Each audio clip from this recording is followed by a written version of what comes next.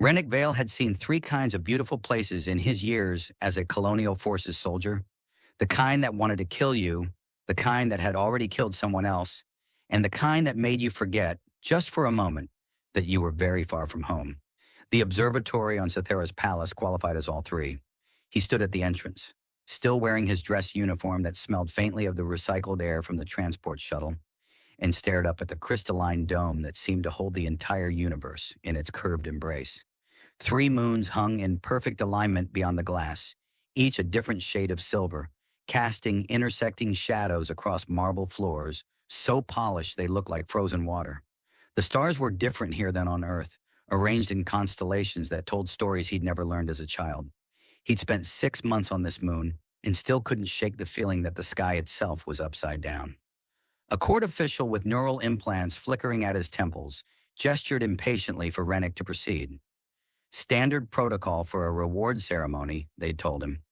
Medal, maybe a promotion, definitely some flowery speech about valor and service. He'd been through 4 of these already on different worlds. They all blurred together after a while, except this one had Queen Isolene waiting at its center, and that changed everything. She stood beneath the dome's apex where the light from all 3 moons converged, wearing a gown of such deep black it seemed to pull the surrounding starlight into itself. Her skin was pale as old ivory, her hair cascading down her back in waves that someone had woven through with platinum chains that caught and fractured the moonlight. But it was her ears that caught his attention, as they always did. Long and elegant, sweeping back from her temples in graceful points that marked her as something not quite human, though close enough to make the differences haunting rather than alien. She was surrounded by her court, arranged in careful hierarchies that Rennick had learned to read like tactical formations.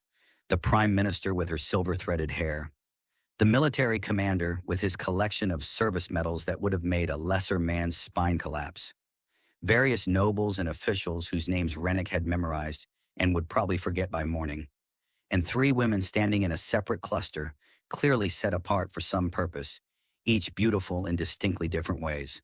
The Queen's dark eyes found him as he approached, and something flickered there. Recognition, perhaps, or memory. 3 days ago, he'd been diving across her transport's cargo bay, tackling her out of the path of a plasma bolt that would have vaporized her head. Before that, he'd been the soldier who made her smile during a strategy briefing when he'd observed that the rebel commander they were facing had clearly learned tactics from watching very bad action hollows. Before that, a dozen other small moments scattered across the campaign like stars across the void. "Soldier Rennick Vale," she said, her voice carrying across the observatory with the kind of projection that came from years of addressing crowds. "You have served the fractured realms with distinction. You saved my convoy from rebel forces, demonstrated exceptional tactical awareness, and showed courage under fire that honors your posting." Rennick stood at attention, trying not to notice how the starlight caught the curve of her cheekbone, the way her long ears shifted slightly when she spoke. A micro-expression he'd learned meant she was keeping her real feelings carefully controlled. "As is our custom," the Queen continued, turning to gesture at the 3 women, "when a soldier performs an act of extraordinary service, we offer a reward commensurate with the deed. Before you stand 3 noble women of the fractured realms, each willing to bond with you in an alliance that would bring you into our court, elevate your status, and bind you to our service through marriage." Well, Rennick thought distantly, that was unexpected. The medal idea was looking pretty good right about now. The first woman stepped forward at the Queen's gesture. She wore armor even to this ceremony, ceremonial but still functional, with a plasma blade at her hip that hummed with barely contained energy. "Lady Karaith," the Queen introduced, "victor of the Singing Canyons campaign, master of 17 forms of combat, holder of the Crimson Star." Lady Karaith offered a smile that suggested she found the entire proceeding mildly amusing and was trying to decide if Rennick would be entertaining. Her ears, shorter than the Queen's but still distinctly pointed, tilted forward with interest. The second woman was smaller, her temples studded with neural enhancement implants that pulsed with soft blue light. "Scholar Vane," the Queen said, "expert in quantum mechanics and historical linguistics, author of the Treaty of Divided Stars, architect of our new trade language protocols." Scholar Vane's expression was analytical, like she was already calculating the socio-political implications of various choices. Rennick had the distinct feeling she'd have charts prepared. The third woman moved with the fluid grace of someone trained in diplomacy as performance art. Diplomat Ashrin, the Queen finished. Her family controls three of our most vital trade routes, and her negotiations ended the Corridor War without a single additional casualty. Diplomat Ashrin inclined her head with perfect courtesy, her long ears adorned with rings that marked her family status. She looked like someone who'd never made an awkward gesture in her life. Rennick tried to focus on the three noble women, tried to imagine choosing one, tried to engage with the political theater he'd apparently stumbled into. But his eyes kept drifting back to the Queen, to the way she held herself with such careful control, to the memory of her standing alone on her flagship's observation deck at 3 a.m, studying star charts with an exhaustion she thought no one could see. He remembered handing her a cup of terrible synthesized coffee, remembered her surprised laugh when she tasted it, remembered her saying, "This is poison, Soldier Vale." Remembered answering, "Yes, Your Majesty, but it's warm poison." Remembered the smile that had transformed her face for just a moment before duty pulled it back into careful neutrality. The Queen's voice brought him back to the present. "You may take time to deliberate, Soldier Vale. This is a significant choice. Each lady brings different strengths, different alliances, different futures." His commanding officer, standing somewhere in the crowd, was probably having an aneurysm. This was the kind of opportunity soldiers dreamed about: instant elevation, political protection, a life beyond the infantry. The smart choice was obvious. Ask respectful questions. Weigh the options. Choose strategically. Rennick had never been particularly good at smart choices. He raised his hand. The movement felt inevitable, like gravity or the turning of planets. His finger extended, pointing past Lady Caraith's amused smile, past Scholar Vane's analytical gaze, past Diplomat Ashrin's perfect courtesy, straight at Queen Iselin herself. "Her," he said, his voice steady despite the way his heart was trying to escape his chest. "I choose her."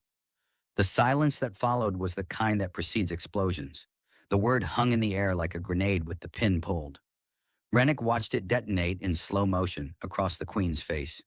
First, incomprehension, her dark eyes widening slightly as if the translation circuits in her neural lace had glitched. Then recognition, sharp and sudden, as she understood exactly what he'd said and precisely what it meant. Her mouth opened, closed, opened again. No sound came out. Rennick had seen Queen Iselin negotiate the surrender of a warlord without blinking. He'd watched her deliver a eulogy for 200 soldiers with perfect composure. He'd observed her redirect an entire battle strategy in real time while plasma fire lit up the sky around her transport. He had never, not once, seen her speechless. Her pale face flushed, color rising from her neck to her cheeks in a way that made her seem suddenly startlingly human, despite the elegant ears now pressed back against her skull. Her hands, which had been folded in regal serenity before her, separated. One rose part way, fingers extending as if to gesture or perhaps to strangle him, then fell uselessly back to her side. Somewhere behind him, someone dropped something glass. The sound of it shattering on marble rang through the observatory like a bell tolling for his execution. The court erupted. Not loudly, these were trained nobles after all, but in a wave of whispers that built like static electricity before a lightning strike. Neural implants flickered faster as messages flew through the palace's quantum network. Hands moved toward weapons. The Prime Minister's silver-threaded hair seemed to stand on end, though that might have been Rennick's imagination. Lady Caraith made a sound. Rennick's combat training identified it as a laugh, quickly bitten off but unmistakable. When he risked a glance sideways, she was grinning like someone who'd just watched a rookie soldier try to arm wrestle a combat mech. Scholar Vane's expression had shifted from analytical to fascinated, her neural implants pulsing rapidly as she no doubt cataloged this breach of protocol for future study. Diplomat Ashrin looked like she'd swallowed something toxic, her perfect composure cracking into what could only be described as diplomatic horror. The royal guards moved first, 2 of them, flanking the Queen, their plasma rifles humming to active status with a sound like angry wasps. The energy buildup made Rennick's skin prickle. He'd been shot at enough times to recognize the sensation of being in someone's sights. The Queen's hand rose again, this time with purpose. The gesture was minimal, barely a twitch of her fingers, but the guards froze instantly. Their weapons stayed active but didn't aim. Yet, Rennick's commanding officer, a man named Torrens who'd survived 3 wars and had been trying to survive this posting until retirement, had gone the color of Sathera's rust-colored sand. He looked like he was aging in real time, like every second that passed was adding years to his service record and subtracting years from his life expectancy. But Rennick kept his eyes on the Queen. She'd taken one step forward, her black gown flowing around her like liquid shadow. Her long ears had shifted position again, pulled back and slightly down in what he'd learned was intense emotional processing. The platinum chains in her hair chimed softly with the movement. When she finally spoke, her voice was measured, careful, dangerous. "You presume much, Soldier Vale." There was a tremor beneath the ice, though. Barely perceptible, the kind of thing you'd only hear if you'd spent months learning the subtle variations in her tone, memorizing the difference between her command voice and her tired voice and the voice she used when she thought no one important was listening. Rennick could have apologized, could have claimed temporary insanity, blamed it on lingering combat stress, suggested the moon's lower gravity had affected his judgment, could have thrown himself on the court's mercy and begged for a quick execution instead of a slow one. Instead, he smiled. Not mockingly, not nervously, but with genuine warmth, the same smile he'd given her when she'd appeared on the observation deck at 3 in the morning and found him already there. And they'd shared that terrible coffee in comfortable silence while the stars wheeled overhead. "Your Majesty offered me a choice," he said. "I chose honestly." Something happened to the Queen's face. The careful mask she wore cracked further, fractures spreading across her composure like ice under pressure. A sound escaped her, half laugh, half something else entirely. Something that might have been a gasp or might have been his name started and stopped. "You chose suicide," she said, but there was no conviction in the words. They came out almost wondering, like she was trying to solve an equation that didn't balance. Behind him, Lady Craith wasn't even trying to hide her grin anymore. She'd shifted her weight into a relaxed stance, one hand resting on her plasma blade's hilt, watching the scene unfold with the appreciation of someone who recognized a bold tactical maneuver when she saw one. Scholar Vane had tilted her head, her neural implants creating complex patterns as she processed the social dynamics at play. Diplomat Ashran had recovered enough of her composure to step backward gracefully, removing herself from the immediate blast radius. The 3 noblewomen were reading the room, and what they were reading was apparently very interesting. The Prime Minister cleared her throat, a sound like grinding gears. "Your Majesty, protocol demands—" "I am aware of protocol, Prime Minister." The Queen cut her off without looking away from Rennick. Her dark eyes were fixed on him with an intensity that should have been terrifying, but somehow wasn't. "I wrote half of it." More whispers rippled through the court. The military commander had moved closer to Torrens, probably to discuss exactly how they were going to execute the soldier who just committed career suicide by complimenting the Queen in the most catastrophically inappropriate way possible. But the Queen hadn't ordered his death, hadn't called for the guards to remove him, hadn't done any of the things protocol demanded when someone broke rank this spectacularly. She just stood there, frozen beneath the crystalline dome, with the light of 3 moons painting her in silver, staring at Rennick like he was a puzzle she'd been trying to solve for months and had just realized the answer to. Her expression cycled through emotions faster than he could name them. Outrage, confusion, something that might have been fear, something else that made his breath catch because it looked almost like hope. "The ceremony," the Prime Minister tried again, "requires a selection from the offered—" "Everyone out," the Queen said quietly. The observatory went silent again. This was a different silence, though. This one tasted like ozone before a storm. "Your Majesty," the Prime Minister protested, "this is unprecedented. The ceremony must be witnessed." "I said—" The Queen's voice dropped to a register that Rennick had only heard once before, when she'd given the order to fire on the rebel position that had her convoy pinned down. It was the voice of someone who'd ruled for 15 years and survived 7 assassination attempts and was done explaining herself. "Everyone, Out! The court moved. Nobles and officials filed toward the exits with varying degrees of haste and backward glances. The three noble women departed with notably different energies. Karaith still grinning, Vane already dictating notes into her neural recorder, Ashrin moving with the fluid grace of someone escaping a natural disaster. Torrens caught Rennick's eye as he passed, his expression communicating an entire conversation. "What have you done, you absolute idiot? I cannot protect you from this. I hope you have a very good explanation. I'm going to need so much alcohol after this." The guards were the last to leave, reluctant, their weapons still humming. The Queen dismissed them with a flick of her fingers. The doors sealed with a hydraulic hiss that sounded remarkably final. The silence that filled the observatory after the doors sealed was the kind that had weight. Rennick could feel it pressing against his eardrums, could hear his own heartbeat amplified in the absence of court whispers and nervous shuffling. Above them, the three moons continued their slow dance across the crystalline dome, indifferent to the small human drama playing out below. Queen Iseline hadn't moved. She stood in the pool of converging moonlight, her black gown absorbing the silver radiance, her face still cycling through expressions she probably hadn't allowed herself to show in years. Her long ears twitched once, twice, a nervous gesture he'd never seen from her before. Rennick waited.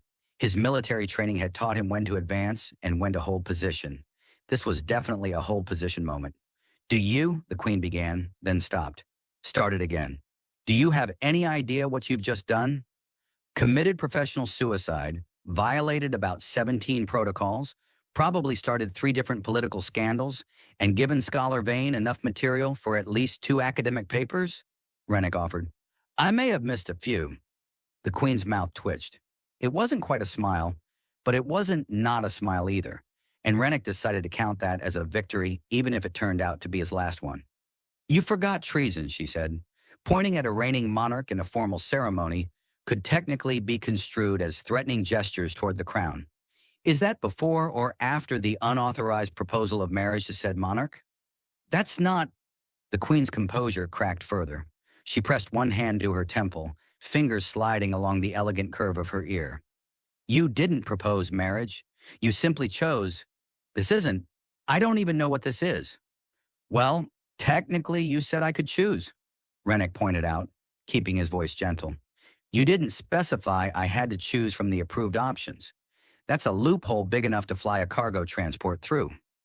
The Queen made a sound, somewhere between a laugh and something that might have been a sob if she were the kind of person who sobbed, which she definitely wasn't.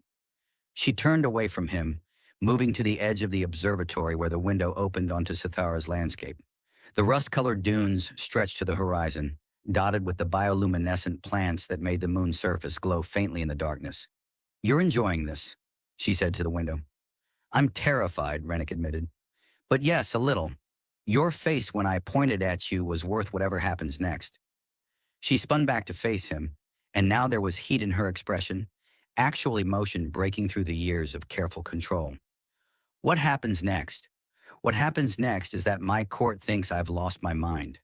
The Prime Minister is probably already drafting contingency plans for a Regency Council. Lady Craith is telling everyone within range that the human soldier has more courage than sense, which is accurate. And you," she gestured at him helplessly, "you're standing there making jokes like you didn't just set fire to your entire career." "My career was getting shot at on planets I can't pronounce for causes I don't understand," Rennick said. "I've made peace with it."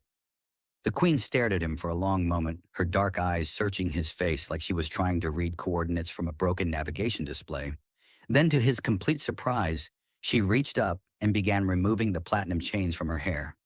The gesture was so unexpected, so intimate, that Rennick almost looked away.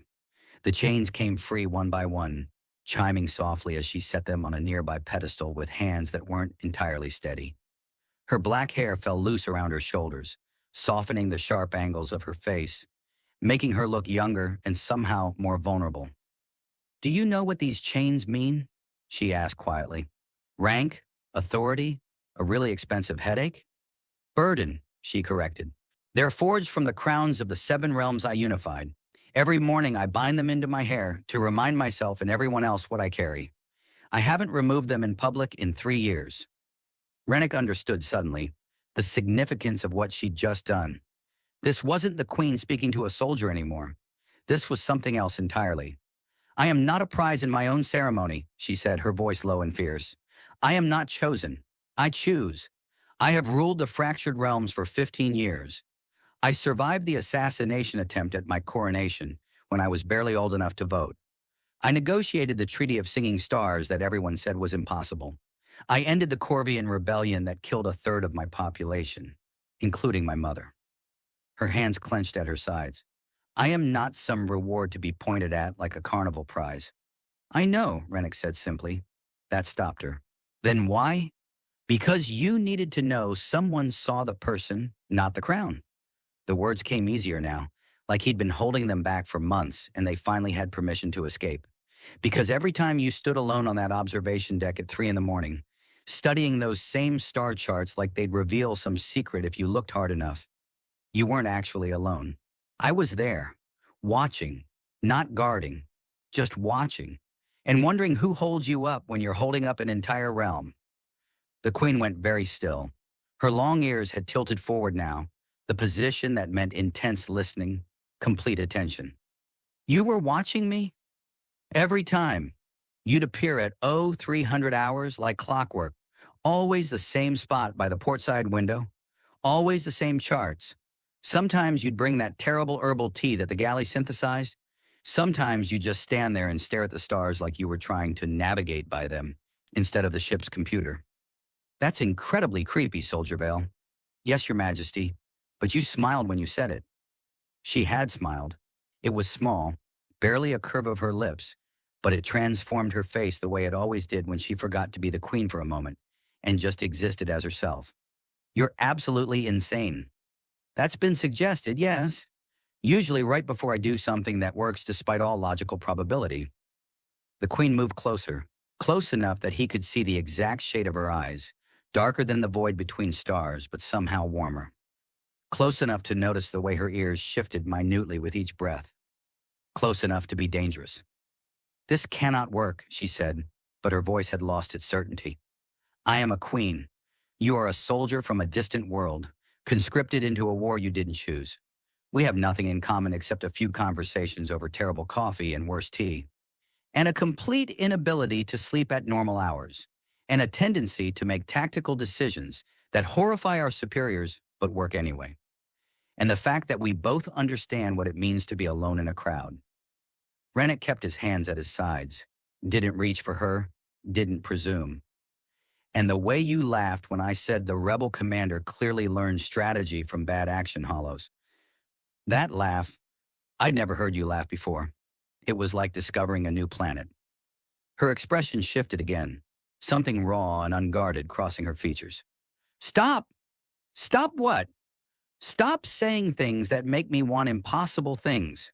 The queen turned away from him again, but this time she didn't move to the window. Instead, she paced, 3 steps in one direction, 3 steps back, her bare feet silent on the marble floor. Without the platinum chains, without the formal rigidity of court presence, she looked different. Smaller somehow, though no less formidable, just more real. Impossible things, she repeated almost to herself. Do you want to know what's impossible, Soldier Vale? Trusting anyone when 7 people have tried to kill you. Sleeping soundly when you know that every decision you make affects millions of lives. Connecting with another person when you can't tell if they see you or just the power you represent. I see you drinking synthesized coffee at 3 a.m. and making faces at star charts, Rennick said. I see you rubbing your temples when the Prime Minister talks for more than 10 minutes straight. I see you doing that thing with your ears when you're trying not to laugh at something inappropriate during tactical briefings. The queen stopped pacing and stared at him. What thing with my ears? They tilt forward slightly and then you force them back. It's subtle. I only noticed because I spent 6 months studying alien physiology after I got assigned to this sector and realized I couldn't read anyone's body language. You studied? She seemed caught between outrage and something else. You've been analyzing my ear movements? In my defense, they're very expressive ears. Also, I had a lot of downtime between getting shot at. A laugh escaped her, unexpected and genuine. She tried to catch it, pressing her hand to her mouth, but it was too late. The sound filled the observatory, echoing off the crystalline dome and somehow making the starlight seem warmer. When she lowered her hand, she was shaking her head. This is absurd. I'm standing here discussing my ear movements with a soldier who just committed political suicide by pointing at me. When you put it that way, it does sound strange, Rennick admitted. But I'd argue that most of the best moments in my life have been absurd. Like that time on your flagship when the gravity generators failed during a combat maneuver and we all ended up floating. You grabbed onto a support beam with one hand and caught me with the other before I cracked my head open on a bulkhead. That was protocol. I would have done that for any crew member. You laughed while you did it. You said, and I quote, "Perhaps the rebels are doing us a favor. Floating is much easier than standing." The Queen's expression softened at the memory. The engineering team was furious. They'd been working triple shifts and didn't appreciate my humor. But you still said it. That's what I'm talking about. Under all the protocol and chains and burden, there's a person who makes terrible jokes during crisis situations. That's the person I chose. She moved closer to him now, close enough that he could see the subtle variations in her skin tone, the way the starlight caught the silver undertones. Her long ears were fully forward, that complete attention posture that made him feel like he was the only thing in her universe at that moment. "Tell me something," she said quietly. "When did you decide? When did you look at your queen and think, yes, I'm going to destroy my career for this person?" Rennick considered the question seriously. "The rebel ambush, when that plasma bolt came in and I tackled you. Time does a strange thing in combat. Everything slows down but speeds up simultaneously.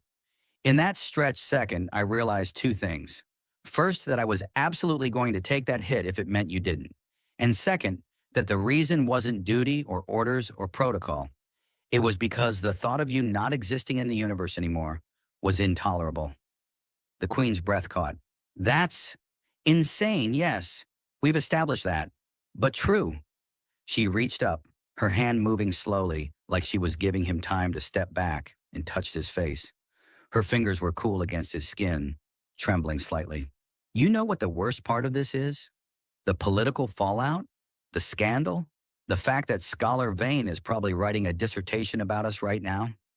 The worst part is that you're right." Her voice dropped to barely a whisper. "Every morning at 300 hours, I'd go to that observation deck knowing you'd be there. I told myself it was coincidence, that our schedules just aligned. But I'd been adjusting my schedule, making excuses to check the tactical displays on that deck specifically. Bringing that terrible tea because you once mentioned you couldn't sleep and neither could I. And maybe shared insomnia was better than the solo kind." Rennick felt something settle in his chest, a tension he hadn't known he was carrying finally releasing. "So we're both insane." "Apparently." She didn't remove her hand from his face. "I am a queen of the fractured realms. I unified 7 warring territories. I survived my mother's assassination and my own coronation attempt. I negotiated treaties that people said were impossible. I ended a rebellion that nearly destroyed everything.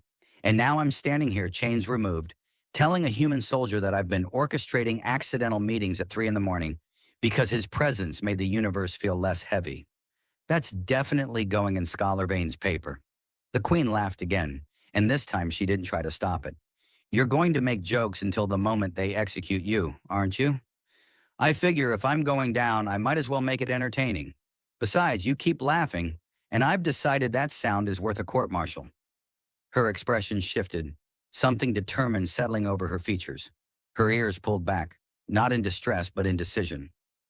"What if I told you there might be a way to avoid the execution? I'm listening, though I should mention that if it involves me pretending this never happened and choosing one of the noble women, I'm going to have to decline. I'm committed to this particular brand of career suicide now." "What if?" she said slowly, her dark eyes locked on his. "The Queen chose to accept your choice?" The words hung in the air between them, heavy with implications. Outside the observatory, Cythera's 3 moons continued their alignment, the light shifting from silver to something almost golden as they reached their perfect convergence. The bioluminescent plants on the surface below pulsed in rhythm, like the moon itself had a heartbeat. "That would be," Rennick said carefully, "unprecedented. I've built a career on unprecedented decisions." Her hand was still on his face, thumb tracing the line of his jaw. "What's one more?" The queen's hand slipped from Rennick's face and she stepped back, her bare feet carrying her toward the edge of the observatory where the window met the floor. She knelt there, graceful despite the heavy fabric of her gown, and pressed her palm against the transparent surface. Below, Cythera's rust-colored landscape pulsed with the rhythm of bioluminescent life. "Do you know why I chose this moon for the palace?" she asked. Rennick moved closer, but didn't kneel, sensing she needed the moment to think. "Strategic location? Defensible position? Good view?" "Because it's broken," she said simply. Cythera split from its parent planet 3 million years ago during a gravitational catastrophe. The models say it should have shattered completely, become an asteroid field, scattered itself across this system until nothing remained. But it didn't. It held together. It survived. And then, impossibly, life found a way to grow here anyway. She gestured to the glowing plants below. "Those shouldn't exist. The moon's core is dying. The magnetic field is weak. Radiation should have sterilized the surface. But they adapted. They found a way." "You're comparing yourself to a doomed moon with stubborn plants?" She glanced back at him, and there was something almost mischievous in her expression.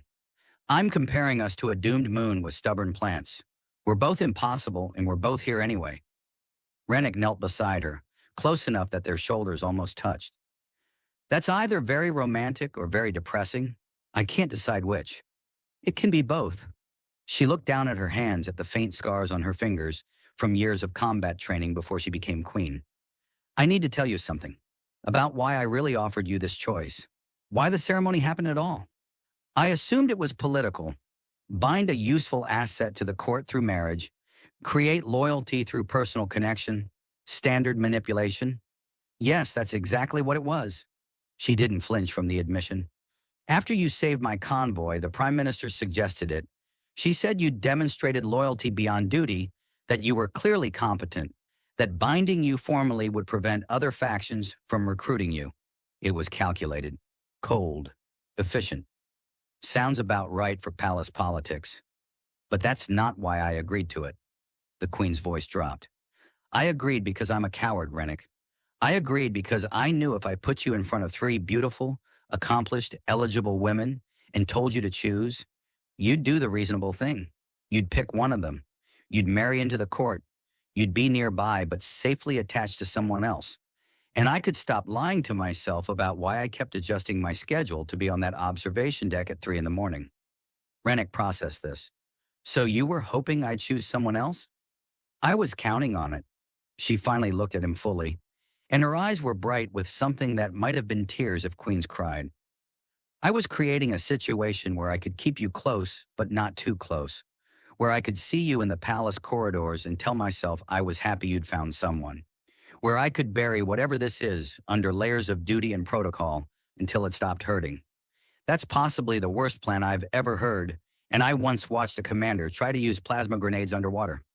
A sound escaped her that was half laugh, half sob. "I know. I knew it was terrible even as I was doing it. But I've ruled for 15 years by making the hard choices, the smart choices, the choices that put my realm before my own wants. I thought I could do it one more time." "What changed?"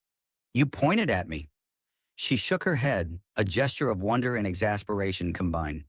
"You absolute fool. You pointed right at me in front of my entire court and chose the one option that wasn't an option. And the look on your face, you weren't being clever or strategic or trying to manipulate the situation. You just chose honestly, like it was the simplest thing in the universe." "It was simple," Rennick said. "Everyone else in that room was a stranger. You're the person who shares terrible coffee with me at 3 in the morning." The queen was quiet for a long moment, her eyes fixed on the bioluminescent landscape below. When she spoke again, her voice carried a weight that made Rennick understand why people followed her, why she'd unified 7 realms. "I need to tell you what this would mean. Really mean.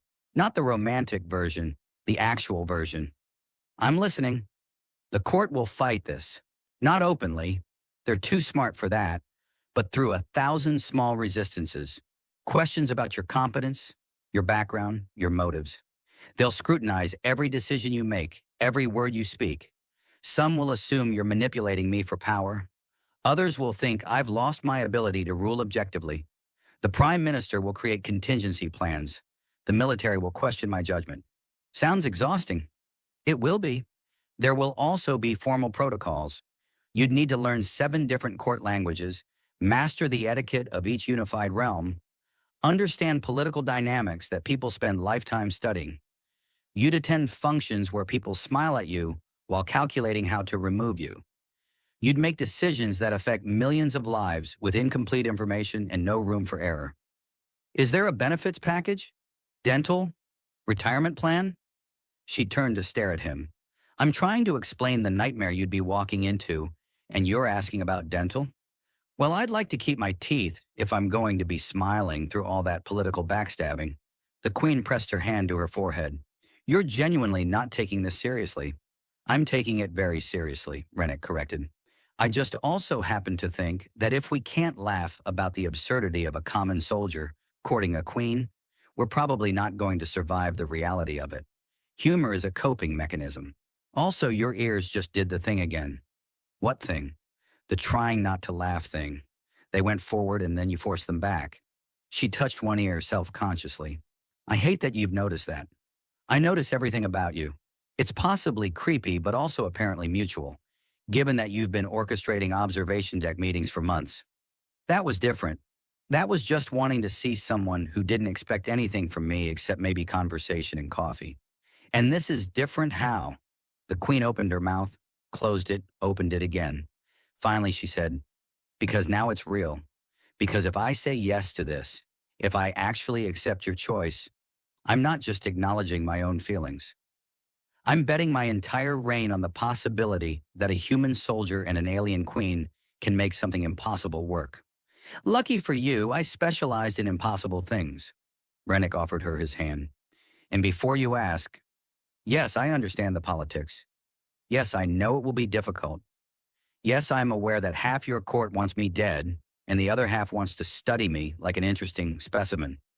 Yes, I know I'll probably mess up protocols and accidentally insult someone important and create diplomatic incidents. But here's what I also know.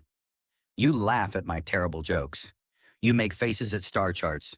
You've survived 7 assassination attempts and still choose to trust people. You unified 7 warring realms and somehow kept your empathy intact. And you've been just as lonely as I have, looking for someone who sees the person instead of the position. She stared at his extended hand like it was a grenade. If I take your hand, everything changes. Good, I'm tired of everything staying the same. The Queen looked at Rennick's extended hand for what felt like an eternity compressed into seconds. Above them, the 3 moons reached their perfect alignment, the point where their orbital paths created a moment of gravitational harmony that only occurred once every 17 standard months. The bioluminescent plants below pulsed in response, their light intensifying until Cythera's surface glowed like a living constellation. She placed her hand in his. The contact was electric, not metaphorically, but literally, a small discharge of static that made them both flinch and then laugh at the same moment.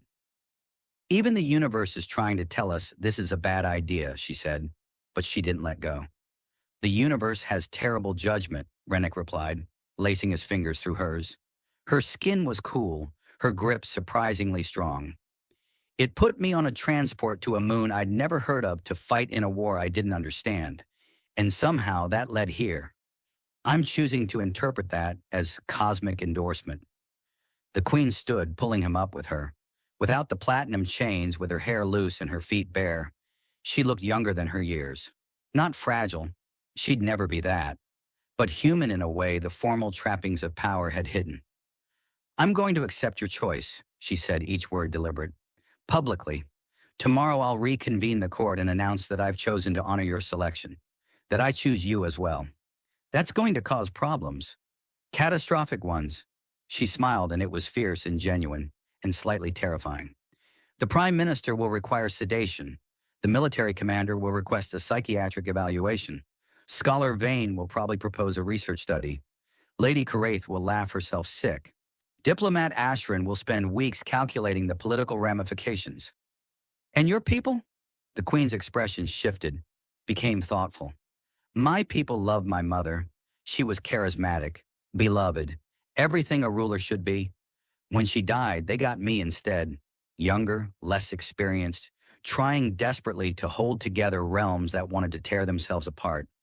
I've spent 15 years proving I deserve this crown, proving I could make the hard choices, the smart choices, the choices that put them first. But, but somewhere in all that proving, I forgot that leadership isn't just about sacrifice. It's also about showing people that connection is possible, that trust can exist, that taking risks for something real is worth it. She looked down at their joined hands. If a queen can choose honestly, maybe it gives permission for others to do the same. Maybe that's worth the political chaos? Rennick squeezed her hand gently. Or maybe you're just tired of being alone, and you're retroactively creating noble justifications for a selfish decision. That's okay too. She laughed, the sound echoing through the empty observatory. You're going to be terrible at court politics. You're far too honest. I prefer to think of it as refreshingly direct. Also, I'm going to need a lot of help with those 7 court languages.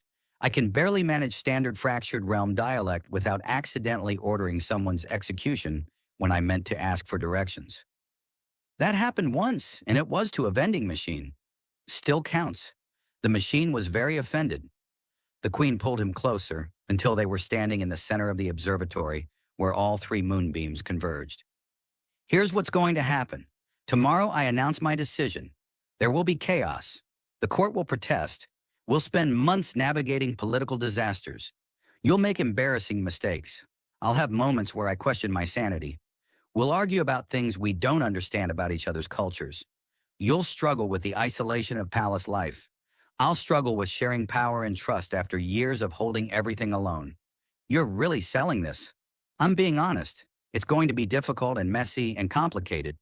But she reached up with her free hand and touched his face again, her long ears fully forward in that gesture of complete attention. But when it's 3 a.m. and the weight of ruling gets too heavy, I'll know there's someone on the observation deck who doesn't need me to be the queen. Just me. And maybe that's enough to make all the rest survivable. Just to be clear, Rennick said, I'm still going to make terrible jokes at inappropriate times. I'm counting on it. Humor might be the only thing that gets us through the Prime Minister's inevitable lectures. And I'm probably going to accidentally cause diplomatic incidents. At least twice a month, I'm estimating. And your court is going to hate me for months, possibly years. Some of them, yes. Others will come around. Lady Caraith already likes you. Anyone brave enough to point at me in public earns her respect. Scholar Vane finds you academically fascinating. Diplomat Ashrin will need time, but she appreciates bold strategy even when it horrifies her. Rennick pulled her closer until her forehead rested against his. And you? What do you think of the soldier who committed career suicide by choosing you? The queen was quiet for a moment, and when she spoke, her voice carried none of the royal authority, none of the practiced control. It was just her, unguarded and honest. I think he saw me when I'd forgotten anyone could. I think he made me laugh when I'd forgotten how. I think he risked everything for something impossible because he believed it was worth it. And I think, her voice caught, I think I've been waiting 15 years for someone to choose me instead of my crown. And I'm terrified and grateful and possibly insane, but I'm choosing him back. The 3 moons completed their alignment overhead, the light shifting to a deep gold that made the observatory glow like the inside of a star. Below, Cythera's bioluminescent landscape pulsed in waves of light, the broken moon that had survived against all probability, that had found a way to sustain life despite every cosmic reason it shouldn't. So we're doing this, Rennick said, soldier and queen. Impossible in here anyway. We're doing this. She smiled, and it transformed her face completely, made her look like someone who'd finally set down a burden she'd carried too long. Though you're going to need a better title than soldier, the court will insist on proper forms of address. How about the idiot who pointed at the queen? Has a nice ring to it. I was thinking more like royal consort or possibly prince consort, depending on how we structure the... I like my version better. More honest. She kissed him then, quick and soft and tasting faintly of the herbal tea she'd been drinking before the ceremony. When she pulled back, her eyes were bright. Tomorrow, everything changes. The court reconvenes. The political chaos begins. Real life starts. But tonight, Tonight, we're just two people who can't sleep at normal hours, standing under impossible moons on a broken moon that refused to shatter. Exactly. The queen, Isaline, he reminded himself, her name was Isaline, took his hand again and led him toward the observatory doors. Come on, I know where they keep the terrible coffee. We have about 6 hours before I have to put those platinum chains back on and become the queen again. Let's not waste them. As they left the observatory, the three moons began to separate, their alignment ending as the universe continued its inevitable dance. But behind them, through the crystalline dome, the bioluminescent plants kept pulsing, kept growing, kept proving that impossible things could survive if they were stubborn enough. And somewhere in the palace, Scholar Vane was definitely already writing that paper.